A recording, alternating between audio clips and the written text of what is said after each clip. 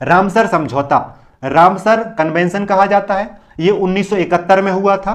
2 फरवरी 1971 Iran में हुआ था। 2 फरवरी को इसलिए क्या मनाया जाता है? वर्ल्ड वेटलैंड डे, विश्व आर्द्र भूमि दिवस कब मनाया जाता है? 2 फरवरी को। क्यों मनाया जाता है? क्योंकि इसी डेट में 2 फरवरी 1971 में रामसर समझौता हुआ था। रामसर समझौता का उद्देश्य आर्द्र भूमियों का संरक्षण करना और उन्हें अंतर्राष्ट्रीय स्तर पर मान्यता प्रदान करना है। भारत ने रामसर समझौते को कब स्वीकार किया था, कब रेटिफाई किया था? 1982 में किया था। वर्तमान में टोटल कितने सदस्य देश हैं? 173 सदस्य देश हैं। 2500 से ज्यादा रामसर स्थल हैं दुनिया भर में। 25 लाख वर्ग किलोमीटर से अधिक रामसर स्थल के रूप में संरक्षित है। दुनिया की पहली रामसर साइट कौन सी थी? ऑस्ट्रेलिया की कोबर्ग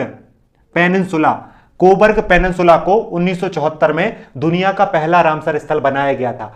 भारत का पहला रामसर स्थल 1981 में चिल्का झील को बनाया गया था, जो उड़ीसा में स्थित है, यह भी याद रखना है। दुनिया की सबसे बड़ी रामसर स्थल कहां पर है? ब्राजील की रियो नेग्रो दुनिया की सबसे बड़ी रामसर स्थल है। 1,20,000 वर्ग किलोमीटर में फैला हुआ है ब्राजील का रियो नेग्रो रामसर स्थल। इसके बाद कांगो की नगरी तुम्बा माइडोम्बो बहुत बड़ी है, और इसके बाद तीसरे नंबर पे कनाडा की कीनमोड गल्फ भी रामसर स्थल की सूचियों में सबसे बड़ी स्थल या सबसे बड़े रामसर स्थलों में शामिल मानी जाती है। सबसे ज्यादा कहां पर है? मैंने बताया यूनाइटेड किंगडम में। दुनिया में सबसे ज्यादा रामसर स्थल 176 रामसर स्थल हैं यूनाइटेड किंगडम में। उसके बाद 144 कहां पर है? मैक्सिको में। फिर तीसरे नंबर पे भारत आता है। भारत में कितने हो गए हैं? 93 हो गए हैं।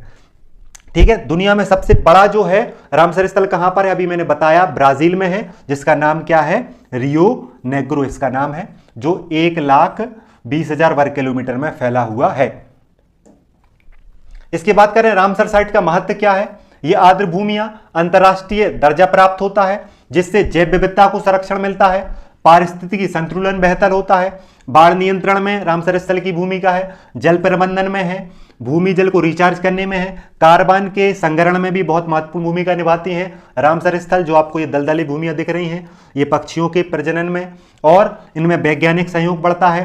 साथ ही वित्तीय संसाधनों में भी महत्वपूर्ण भूमिका हो जाती है जब इन्हें रामसर स्थल में शामिल किया जाता है। और जब इन्हें रामसर स्थल में शामिल किया जाता है तो सबसे बड़ा फायदा मिलता है इको टूरिज्म के रूप में। इनको पहचान मिल जाती है, जैसे भी गोकुल जलाशय को एक पहचान मिल गई है कि वो बक्सर जिले में है। इसी प्रकार उदयपुर झील पश्चिमी चंपारण में, उसको भी पहचान मिल गई है। तो टोटल भारत के 93 रामसर स्थल को पहचान मिल गई है, जो रामसर स्थलों के महत्व को दर्शाता है।